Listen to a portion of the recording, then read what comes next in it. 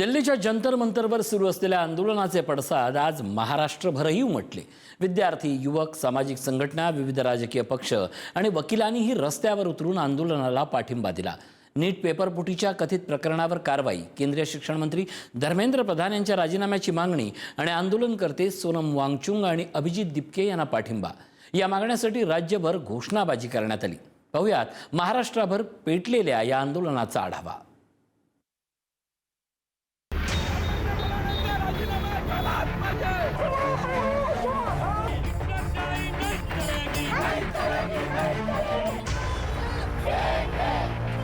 एकीकडे दिल्लीत वनवा पेटला असताना महाराष्ट्रातही काही ठिणग्या पेटल्या होत्या।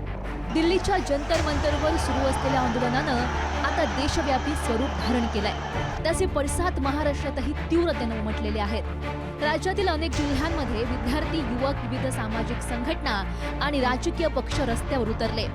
नीट पेपर फुटीच्या कथित प्रकरणाची निष्पक्ष चौकशी, केंद्रीय शिक्षण मंत्री धर्मेंद्र प्रधान यांच्या राजीनाम्याची मागणी आणि आंदोलनकर्ते सोनम वांगचुक आणि अभिजित दिपके यांना पाठिंबा देत ठिकठिकाणी निदर्शनं करण्यात आली। आम्हाला वाटलं की मुंबई पोलीस तरी आमचं थोडंसं काहीतरी समजून घेतील, आम्हाला साथ देतील, आम्हाला कोऑर्डिनेट करतील।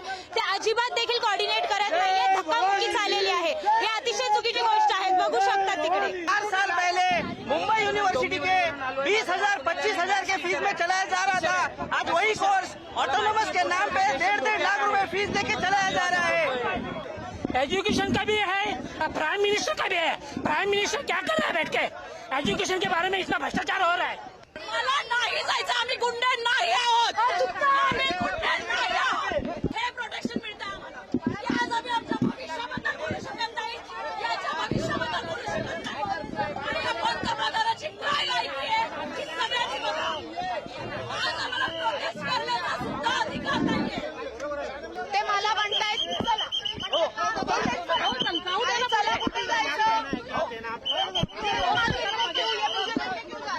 सामान्य नागरिक म्हणून आम्ही आमचा आवाज गोठवायचा नाही का? हुकुमशाही चालवली है प्रत्यक्ष नुसती। भारत देश है, लोकशाही पे चलने वाला देश है। यहाँ पे ये सब चीजें नहीं होनी चाहिए। यहाँ पे दड़पशाही चालू है। यहाँ पे सत्ता का मात करने वाले लोग हैं जो यहाँ पे हमारे जैसे यंग पीढ़ी को जेल में डालने का देख रहे हैं। छत्रपती संभाजीनगरच्या क्रांती चौकात विद्यार्थी आणि विविध संघटनांनी जोरदार आंदोलन करत केंद्र सरकारच्या विरोधात घोषणाबाजी केली। वाशिममध्ये जिल्हाधिकारी कार्यालयावर विद्यार्थ्यांचा मोर्चा निघाला, तर इंदापूरमध्ये स्पर्धा परीक्षेच्या विद्यार्थ्यांनी नगर परिषदेच्या समोर ठिय्या आंदोलन करत परीक्षा व्यवस्थेतील पारदर्शकतेची मागणी केली। आम्ही प्रोटेस्ट करतोय, आम्हाला काय गरज पडते आज प्रोटेस्ट करायची? Shame on government.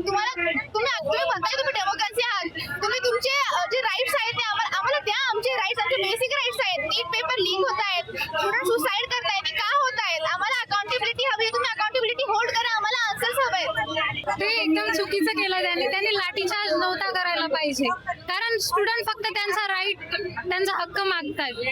खूप लोकांनी सुसाईड केलं नीटचा पेपर लीक झाल्यामुळे, तर बस ते जस्टिस मागत आहेत, तर त्यांनी नाही करायला पाहिजे। देशामधल्या बलात्कारी क्रिमिनल्स आणि जे या ठिकाणी संविधानिक गोष्टीला घालबोट लावण्याचा प्रयत्न करतात त्यांना उचलण्याचं काम या भाजप सरकारने केलं पाहिजे होतं, परंतु दलालांना आणि गुंडांना या ठिकाणी नैतिक जबाबदारी स्वीकारून नरेंद्र मोदी, धर्मेंद्र प्रधान यांनी राजीनामा दिला पाहिजे, अशी आमची विद्यार्थी जुटीच्या माध्यमातून मागणी आहे।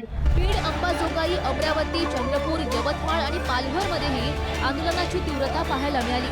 अनेक ठिकाणी जिल्हाधिकारी कार्यालयांवर मोर्चे काढण्यात आले, निवेदनं देण्यात आली आणि विद्यार्थ्यांच्या भवितव्याशी तडजोड सहन केली जाणार नाही असा इशारा आंदोलकांनी दिला। नीटचा जो पेपर लीक झाला, हा पेपर लीक होणं म्हणजे एक छोटी बाब आहे, परंतु हे दर्शवते का आजही या देशामध्ये जे युवक काम करतात, जे युवक कष्ट करतात, आज त्यांना किंमत राहिलेली नाही। त्याच्या विरोधात आवाज उठवायला या ठिकाणी नागरिक जमलेले आहे।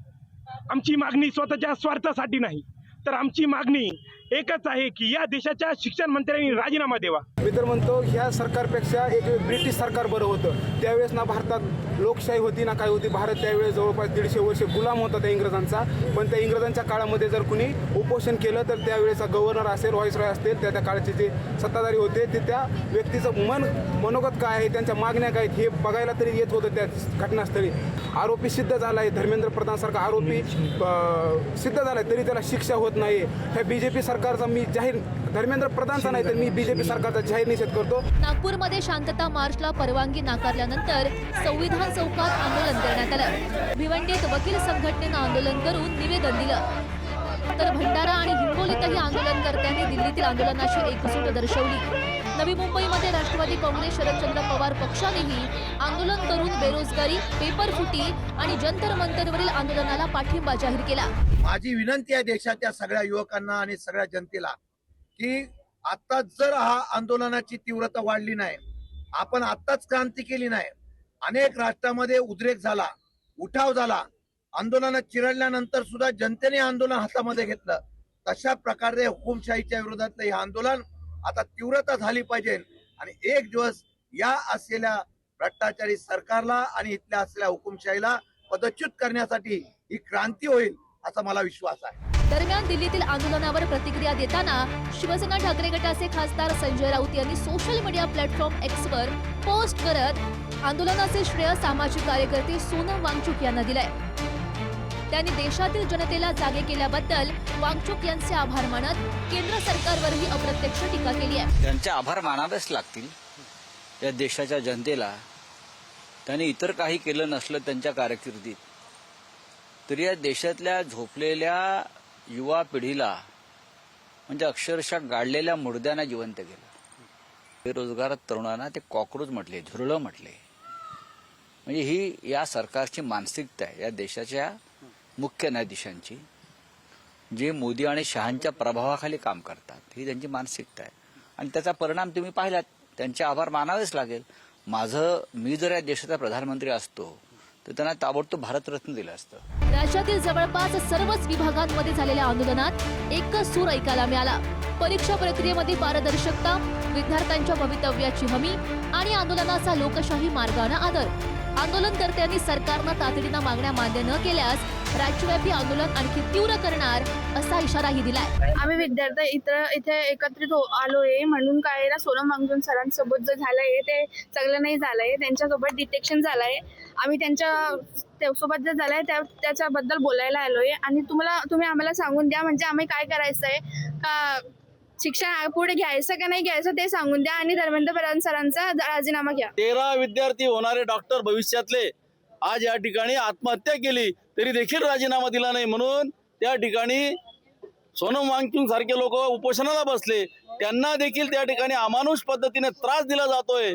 अभिजित दिपकेला त्रास दिला जातो. या देशामध्ये लोकशाहीची हत्या केली जाते आणि म्हणून या ठिकाणी आम्ही त्याचा निषेध करण्यासाठी धर्मेंद्र प्रधानांचा राजीनामा मागण्यासाठी आलो आहोत. दिल्लीमध्ये सुरू झालेल्या आंदोलनानं आता महाराष्ट्रामध्ये व्यापक स्वरूप घेतलेलं आहे. विद्यार्थी, युवक, सामाजिक संघटना आणि विविध राजकीय पक्ष एकाच व्यासपीठावर येत असल्याचं चित्र दिसतंय. त्यामुळे या आंदोलनाची पुढची दिशा आणि केंद्र सरकारची भूमिका काय असेल याकडे आता संपूर्ण राज्याचं लक्ष लागलंय. ब्युरो रिपोर्ट, पुढारी न्यूज.